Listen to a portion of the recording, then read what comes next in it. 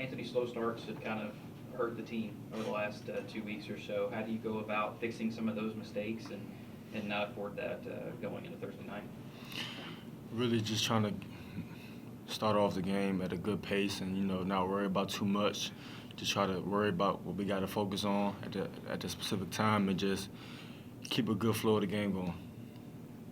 You talked a little bit about it after the Belmont loss, about the amount of pressure that Belmont gave, but that you guys were just kind of giving the ball away.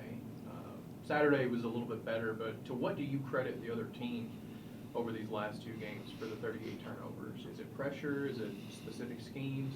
What do you think happened? We're really just keying down on the key players of the team, who we hurt them with scoring and the rebounding and who we got to hurt with the pace of the game on the drives.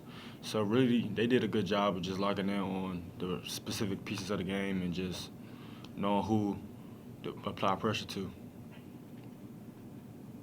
All the bigs seemed like got in foul trouble for the most part. On Saturday night, Devin Gilmore had to step up, played a bit of a smaller lineup. But did that kind of show the versatility you guys have, kind of next man up in those situations? Definitely. We just preach each week that whenever one man has a foul trouble, the next man got to be ready to step up in a big way, and that's what Devin did. He contributed in a major way. Last week, Damon talked to us a little bit about how the two of you spend a lot of time together on the court, off the court, as he tries to figure out the game of basketball. What are you seeing out of him now that he's kind of starting to solidify that kind of 5-minute role that he has in the first and second half of games? A lot of confidence he's building up, and I feel like he's getting comfortable with his position. He don't try to do too much out his role. He does everything that the coach asks of him, and I just really try to preach him on and off the court that you don't need to think too much, as well as myself, and that just go out there and play your game and just be hard, be tough, both sides of the floor. Tell us about going over to Austin Peay. I know you didn't get to play last year, but a wild game last season, and a bit about the Austin Peay rivalry from your view. Well, it's a big rivalry between Austin Peay and Murray. Last year, obviously it hurt for me not to be able to play in the game, but, it was a big atmosphere. It always is when we go there. So, we got a good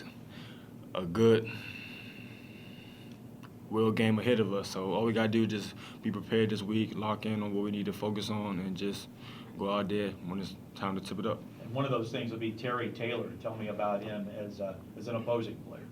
Terry Taylor, he's an amazing player. He's shown outrageous numbers throughout this season, and he's been doing it ever since he stepped into college. So, I'm willing to take that matchup and just take pride in just doing what I got to do to lock him down the best way I can.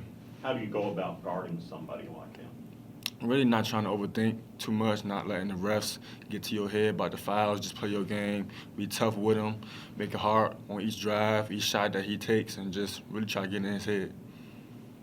You kind of alluded to it, but I'm assuming you're gonna get the starting nod on trying to defend him. Is that correct? Yes, sir. How you guys play good man-to-man defense, but I mean, is this a team effort in which you guys try to stop him, or does the fact that Jordan Adams create a lot of pressure, kind of work toward that side of the defense for you guys? Well, obviously, one-on-one defense is a key emphasis on the game, but, we try to focus on you never one-on-one, but you never by yourself.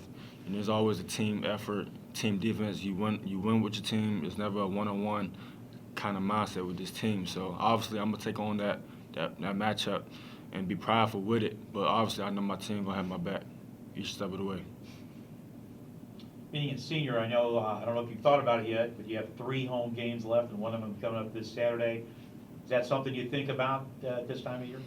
Not really. Obviously, the season ending is approaching, but I just try to focus on one thing at a time and just try to lock in on what I have to do to help my team win.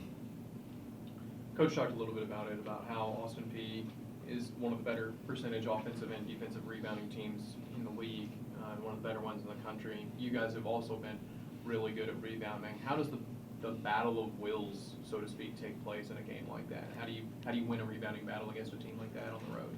Well, when it comes down to it, it's just who wants the ball more. Coach try to make that emphasis each week.